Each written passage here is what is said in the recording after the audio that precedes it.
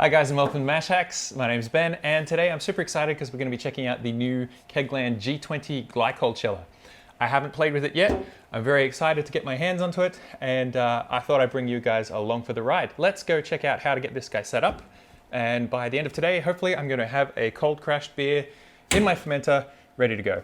Let's do it.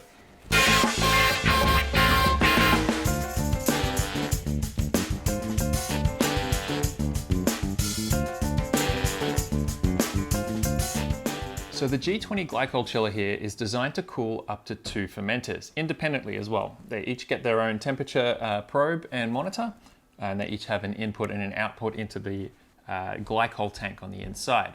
Now what you do is you run I've got some PVC pipe here. You should probably be using silicone, but that's all I could get at the moment. What you do is you run it out through some pipe, through the out barb. We're going to be using a stainless steel coil that I'm going to be putting in my fermenter. It goes from the out through the pipe into this coil, then back out through the coil into the inlet. And we measure the temperature using a stainless steel dip tube. It's a Thermowell effectively that goes also through the top of the fermenter. Now, I'm using the all-rounder fermenter by Kegland as well.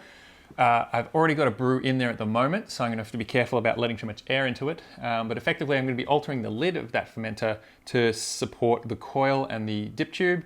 And that way I can get my probe down in there, I can get the glycol flowing through the fermenter, and we will hopefully be able to cold crash the beer that's sitting in there, because it's well overdue to go into a keg.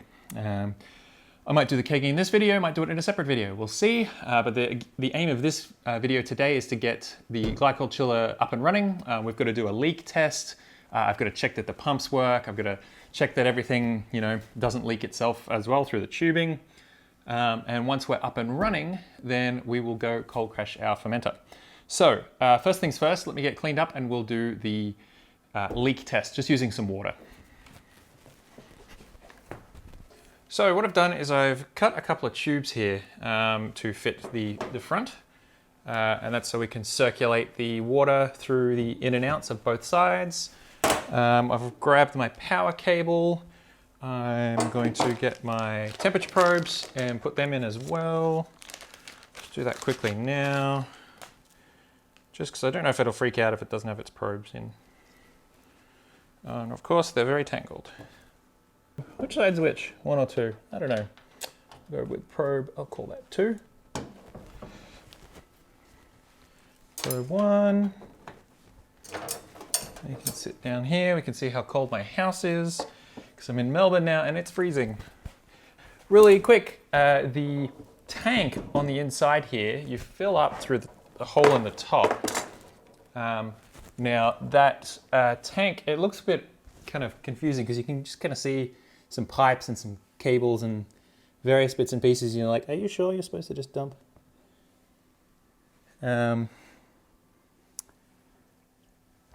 water into what I can see? There are electrical cables and bits and pieces like that. And yeah, the pumps are sitting in there as well. So you've got the tank at the front here. You've got the 2 pumps inside there as well. You fill it up through the hole at the top, but you can't forget this little guy, which is I guess the plug for the drainage port on the side, which is on the left side here, which I don't think you, maybe you can see. It's just on the bottom here. So I'm just going to put that plug over the hole.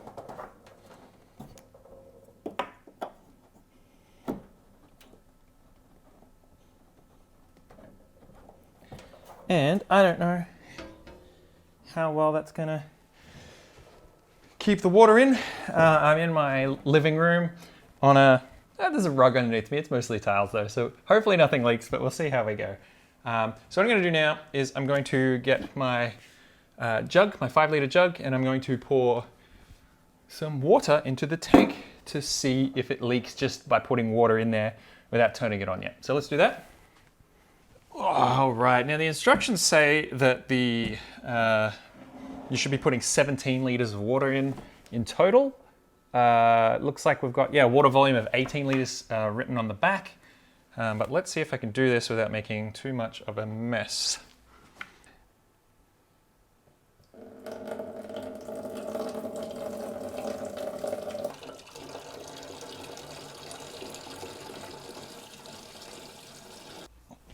No water on the table. So far, so good. We're filling.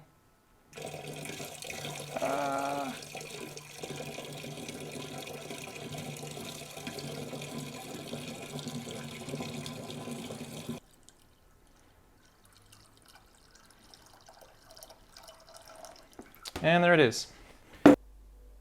Small leak down in there, which is where I just tipped it over the edge a little bit too far.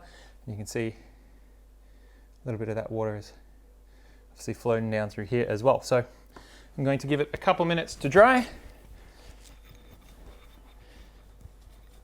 and then call that relatively successful. Tip number 1, get a funnel.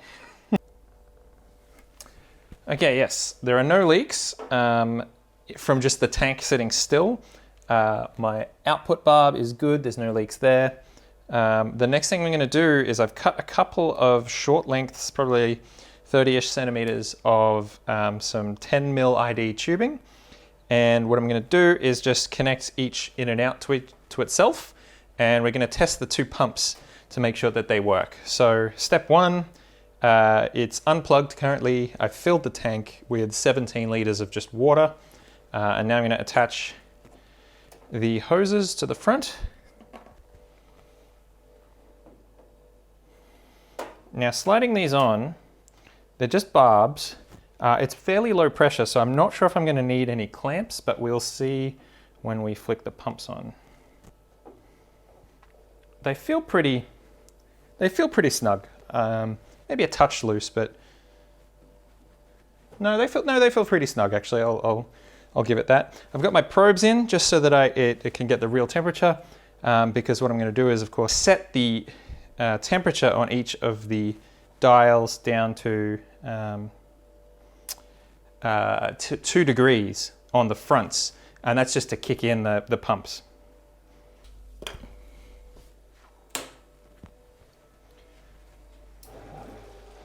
Whee! Straight away, we have movement. Now, I am getting a bit of a leak at this front one here, so he might need a clamp. You can see that it is 22 degrees over there and 20 degrees over here. I don't know why the probes are so different. And we definitely have movement on both pumps. I can see water going in and out. Both pumps are executing, and you can see water going through both of these, which is great. Tiny leak here, which means I probably should put a clamp on. But for the most part, they look okay. And at the back here, we have 14.7 degrees. So the tank temperature is 14 degrees. The probes are obviously set high, and then the 15 degrees is the target temperature that we have so far. So it's kicked on straight away anyway. And yeah, that's great. So far, so good. So the next test I'm doing now is I don't have any leaks through through the bottom. There's just the tiniest leak coming out of that one now too. So I'm going to clamp each of these hoses eventually, but I'm just checking for leaks elsewhere while it's running. And the second thing I'm doing at the same time is just checking that the compressor works and that it actually chills down the tank to the target temperature. Okay, the compressor's kicked on now, which is good. So that's going to be doing its thing. The instructions say we need to bring these 2 down to 2 degrees because as we chill the back, that might turn the pumps off. So you just press the set button, you don't hold it as per the instructions, and then when the bottom number flashes, we can set it down to 2 degrees. So press the top set button, press the bottom one until it goes down to 2 degrees.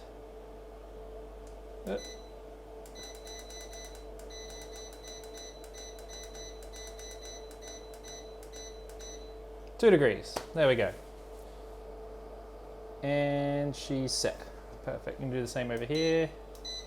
Okay, so here we have the tank temperature adjustment settings on the back of the unit. Now, what we want to do is set this to 2 degrees, because at the moment we only have water in there, so we don't want to ice it up. So what we do is we hold S until F1 appears. Great, then we press S and the up and down button. So here I'm holding S and pressing up, until I get to 2 degrees. And now I'm letting go of everything, and I'm pretty sure we're set to 2 degrees now. There we go, 13.4 degrees.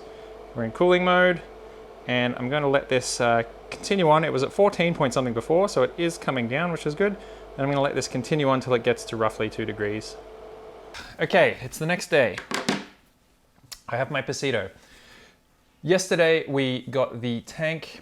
We basically got the G20 assembled, and we were testing how fast it was going to cool its tank down to 1 degree. We were shooting for 2 degrees actually, and I made a mistake with the setting of the back temperature probe, which I'll probably just give you a quick update on now, or I may have updated it previously, but it chilled down to 1 degree. It took about 2 hours. That was with just plain water, and so after that finished, I was done for the day, so I figured we'd pick up today. Now I've got a bunch of stuff to go through today. Okay, so I've mentioned it took about 2 hours to get from roughly 15 degrees down to 1 degree.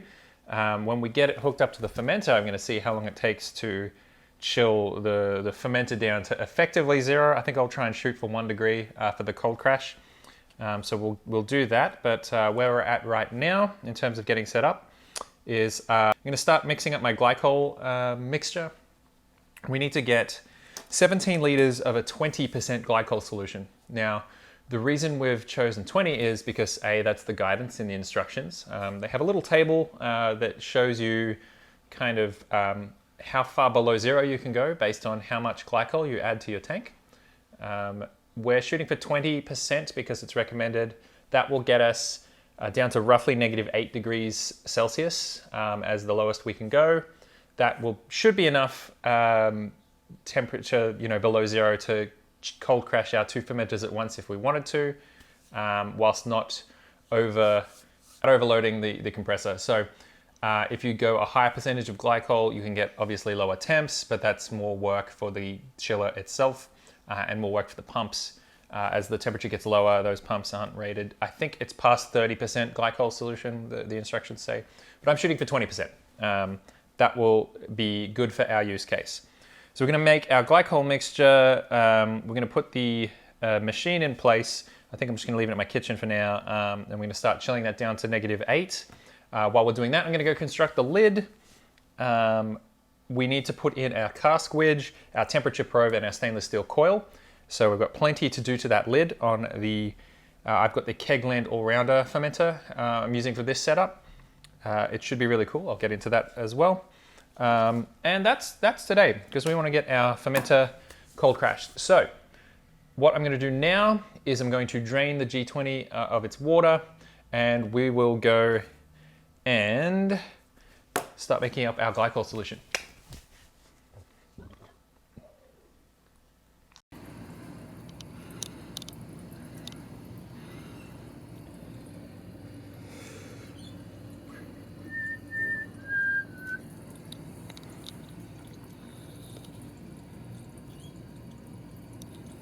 All right, I'm going to mix it up outside. I've got my stainless steel brew pot because that's actually just a convenient thing to mix it in.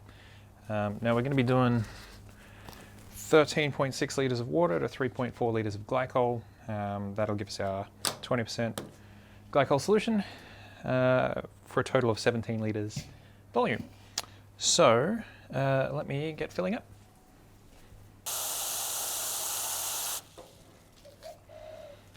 Okay, 5.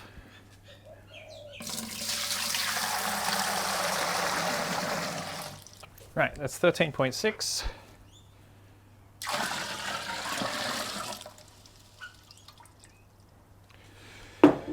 Now I've got a 5 litre bottle of glycol, so I can adjust if I make a mistake, but we can also use the refractometer to measure the gravity, I guess, of the liquid, and that'll be able to also translate back to a percentage. So let me grab the glycol. Alrighty, 5 litres of glycol, food grade, good to know. Now this is a glycol percentage by volume, not by weight.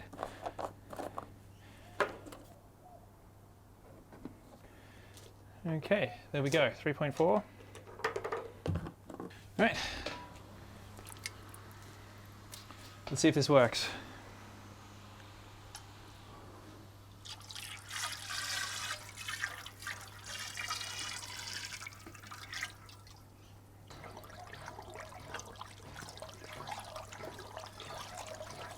So what I'm going to do is I'm going to grab the refrac. We're going to check the specific gravity of our solution here and see if it lines up with the 20% we're chasing. So what we're going to do is the same way I would measure a brew. So make sure you don't have any water on your refrac already. Try and keep it dry and then drop on your solution. Otherwise you could be tainting your results.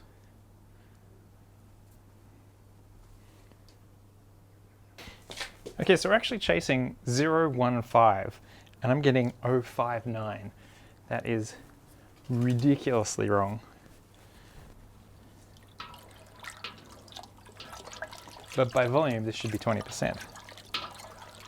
Right, so for whatever reason, the specific gravity I'm measuring through the refractometer is completely wrong. The Brix seems to be roughly right, but I'm finding it really difficult to find a good conversion chart for percentage by volume for a prop glycol solution.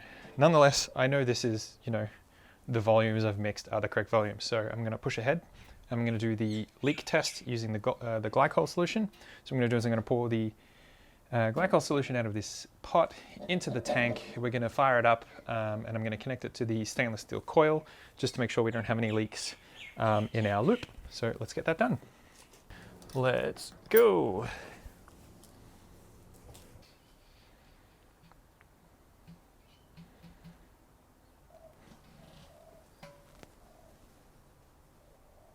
What I've done now is I've just cut up the remaining part of my tubing into 2 equal length tubes of roughly 2 meters. I know that's probably a bit excessive, but that's okay. That's what I'm going to use for now.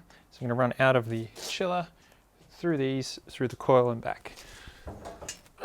So I've got my coil here. This is what's going to go into the fermenter. For now, I'm just going to hook it up to each end, clamp it up, and then make sure nothing leaks.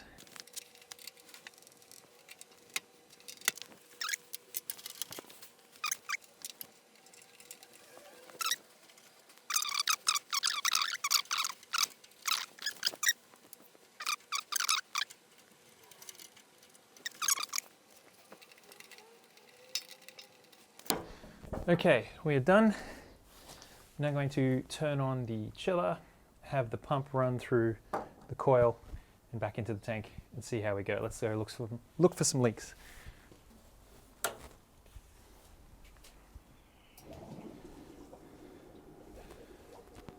And yes, there it goes.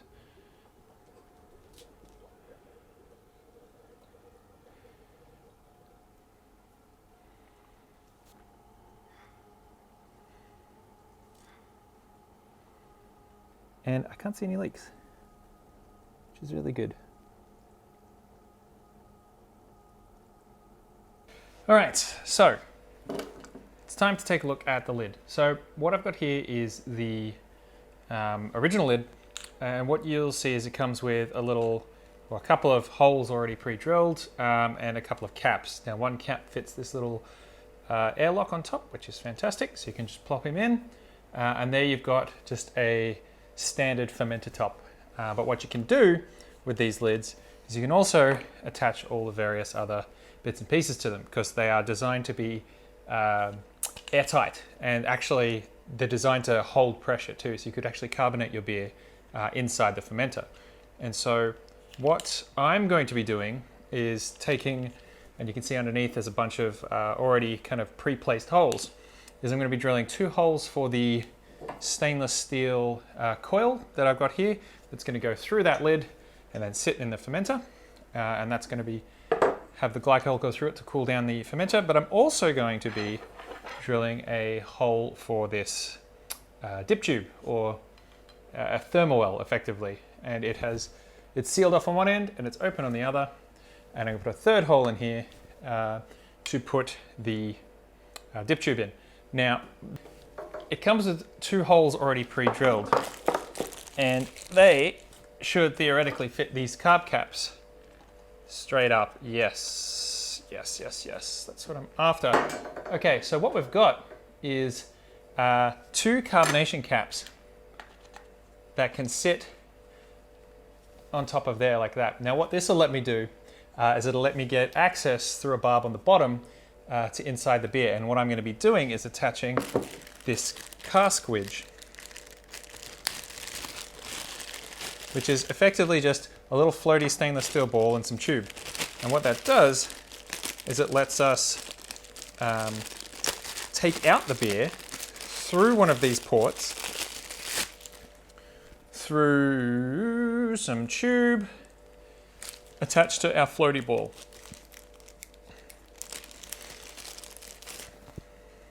Okay, floaty ball attached to tubing. Oh, get in there. Okay, so that's a hollow piece of metal there. What this will do is this bit will attach to the top of the lid. So it'll go up there like that. Attach to the top of the lid. Stainless steel ball floats on top of the beer, and that little dip tube underneath is sucking up the beer from effectively the top of the liquid until it goes down like that. So that's one way to get liquid out. What that means is we can also put gas in, and we can also put a spunding valve on this side so that we can keep gas from escaping at the rate we want. So we can keep the vessel pressurized, but only to the pressure we want. So we have 2 card caps.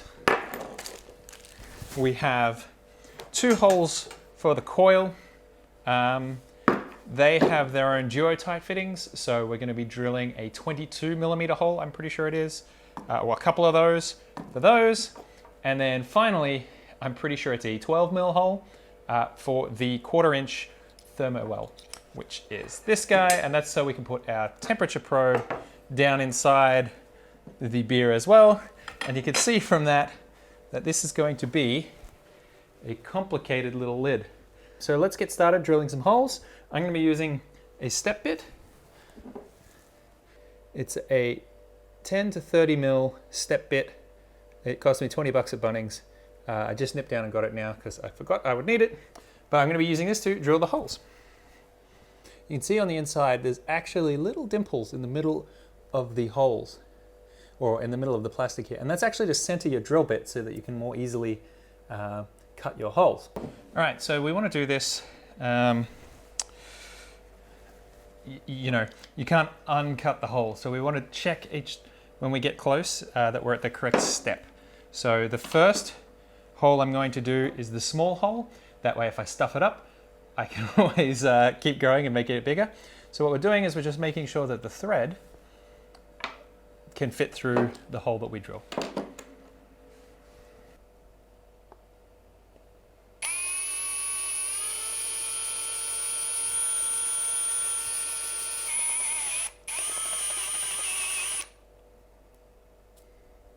Whew, and that cuts really quickly once you've got that first hole, so be careful. Go. Okay, he fits nicely in there. You can see that there. We've just got the threads through,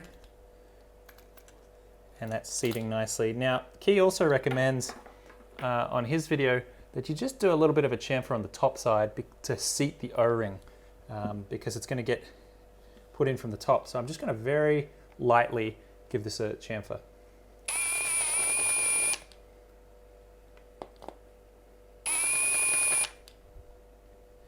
Okay. So what I've done is effectively, let's see if this can seal in, and it's a bit hard to see, but you can just see I've given it a little bit of a 45-degree angle cut there. So it's just rounded that out a little bit, and that'll help seat the O-ring. On the bottom side, we're also already looking pretty good. So let me just test fit this first fitting. There you go, you can see there we've got just enough room to fit that nut. So I'll tighten that up later, but there we have the Thermowell put in. So now what we want to do is obviously put in our stainless steel coil. We're going to use opposite sides. So we're going to use this side here and this side here, opposite sides.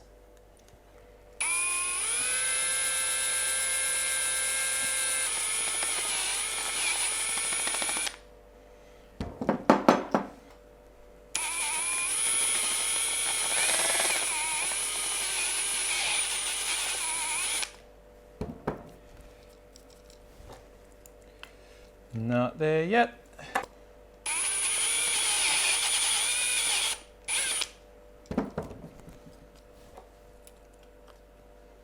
And there we are. Now, again, Key mentioned in his video that this actually needs just ever so slightly bigger than 14 mil. You can see I can actually thread the duotite into that current sized hole.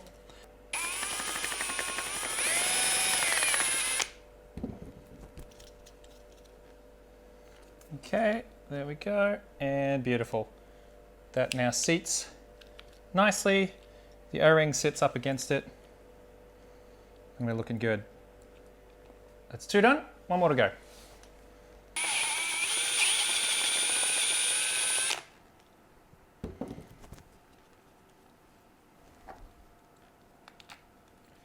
And there we have it. Making a huge mess. I'm going to get in big trouble, but we have a lid. We have all our bits. I've cleaned off the lid and gotten rid of all the plastic shards, just gave it a bit of a rinse. We should be able to seat everything now. So I'm going to start with the larger duotites. There's just not a whole lot of room to get anything in, so I'm going with some needle nose. Yeah, that's gonna do it. That O-ring is now compressed down and is sitting in there nicely.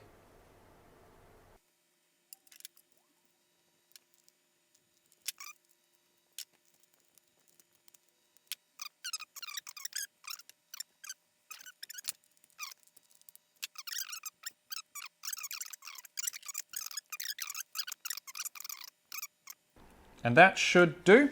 We'll obviously see when we get to pressurizing the vessel, but here we go.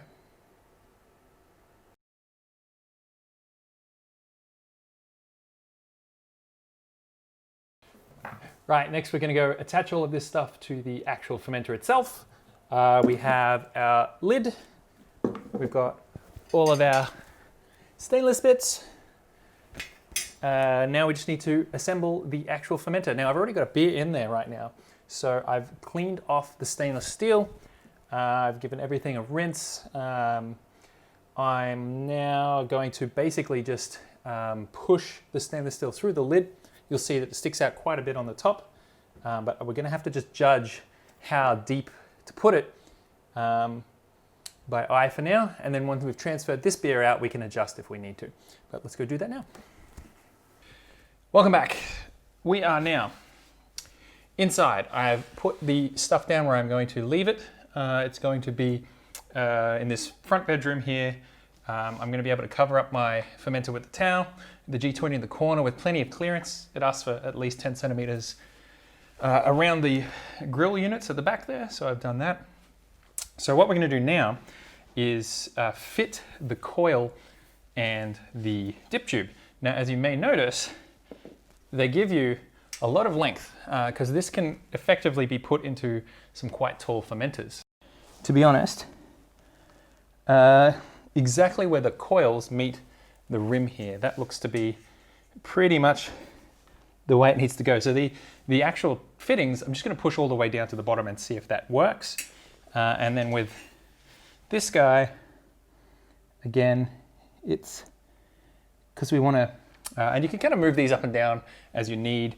With the probe, the temperature probe, I probably want to keep it somewhat towards the middle of where I'm normally going to be fermenting. And I normally do about a 20-liter batch. So if I can get it so that the tip is about 3/4 of the way down, that gives us roughly kind of that much that we need to keep above the duotite fitting, which to me is 20 centimeters, 25 centimeters. So let's get that pushed through. All right, so much like my dad wiring up anything in his car, I've put some things in backwards. So I have put the duotites for the coil in upside down effectively. So the duotite for the thermoprobe is supposed to go from the top down, and I was trying to push it up through the bottom, which is obviously wrong. So the same goes for the coil. I now need to, the coil can only really go up. So the Durotight fitting needs to have its threads and O-ring come up from the bottom, because you need to push it from this side effectively. So all I'm doing is reversing them, and I'm a bit upset because I had a really good seal, but that's okay. So I've got these tightened up now. They're put in the correct way. So we have our Thermowell one, which is from the top down, and we have our coil, which is from the bottom through. Okay, that's much better. So what we can do is we can push that down till we're happy with where it sits in relation to the top. So if that's going to sit there, I obviously want that a bit lower.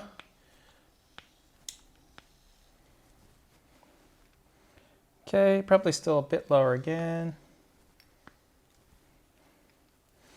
Okay, so that's looking like it's just above the shrub layer, and I'm pretty happy with that. Now with the coil, we've got to go from the bottom up, obviously. And we will do that like so.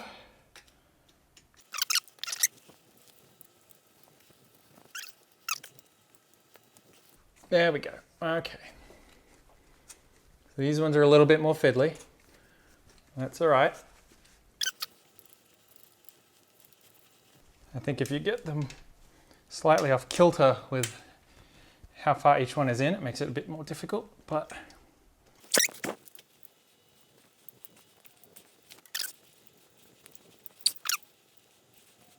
now I think just about as far as we can go, coming up on the elbow joint here.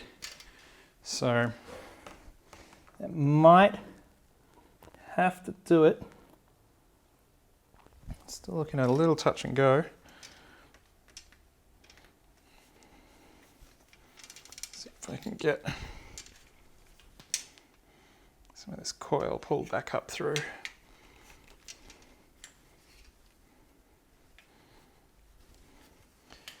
There we go. Okay, we've compressed the coil a little bit more now, and I think we are golden. Perfect. All right, we're good to go. We have our coil. The lid is as far down as I'm going to get it. We've got quite a little bit on the top extra, but that's okay. I'm going to give it a quick sanitize, and then we'll put it in, get it all hooked up, and get this thing chilling.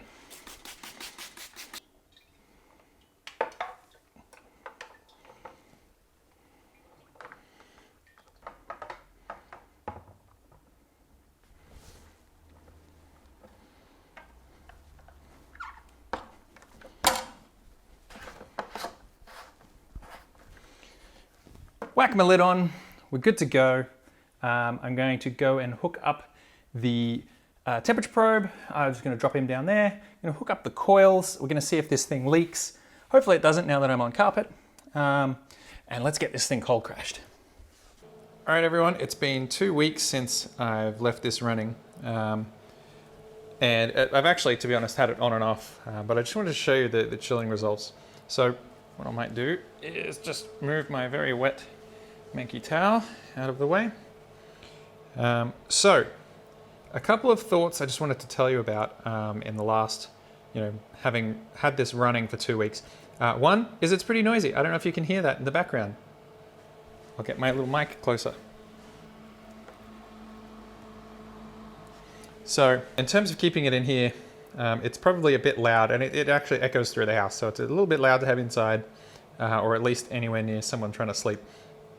The second thing is that I put a cardboard box down and a towel down to kind of catch any drips. Now I thought I was just going to be catching drips from the actual unit, but it turns out this thing catches condensation like nothing else, and I probably should have predicted that. But it is just wet. Everything is wet. These guys get so much water on them, and it looks cool, but thumbnail, but it's a little bit wet. Now, in terms of cooling power, one thing I've noticed is here we've got I've got -1 degree set, and it hovers around 1 degree. Now, when I had 1 degree set, it hovered around 3 degrees. So I'm not quite sure what the go is with the front controllers. They seem to be 2 degrees, need to be set 2 degrees under what they need. It could just be a cooling power thing. By the time this thing reacts, it's had too much heat put into it. But it's pretty consistently about 2 degrees off, so that's interesting there. Secondly, is I'm having some interesting icing, not issues. It only ices sometimes. Here you can see the return one, which is literally when the machine is on, this guy is on. Now this iced up hugely, 2-3 times its diameter before, but has since melted away. And I also got some icing on the inlet pipe. So this guy here iced up, and I think at the moment it's water. Yep, it's just water at the moment, but it iced up as well. Now, what's interesting about that is it only ices up sometimes, and I don't know why. The coolant in the tank seems to sit around, I've got it set to -5, just to be really safe, because I'm not 100% sure what my glycol percentage is. But it seems to be staying liquid at -5, so that's good. But yeah, I get icing, but only sometimes, and I don't know why. But in terms of keeping the beer, cold crashing the beer, it can do it pretty quickly. If the unit's already cold, then it brings it down very quickly. I have had this going for, I had it going for a day, and that's easily enough to cool down everything, cool the tank down and cool the beer down, but it only takes, I would say, a few hours to get most of this chilled down pretty well. But I would give it a full day. Now, obviously I'm using vinyl tubing here instead of silicone tubing, which I think I should be using. I haven't had any issues other than, well, A, some icing, but I don't think that matters. And B, just a bit of kinking up the top here. So this couldn't stand the weight of the water inside, so I had to put a box here to kind of keep these hoses up so that these didn't kink right here on the top. And in terms of leakage, I haven't had any, though it's difficult to tell with all the condensation. And so, for the most part, it goes well. It's just things are wet and things are loud. And those are the 2 key things I've learned. And that's all I've got for this video about the Glycol Chiller. In the next one, you'll see me do a transfer out of the fermenter into a keg through a filter. So that should be very fun. Haven't done it before, so hopefully it goes well. But until then, guys, I'll catch you in the next video. Cheers.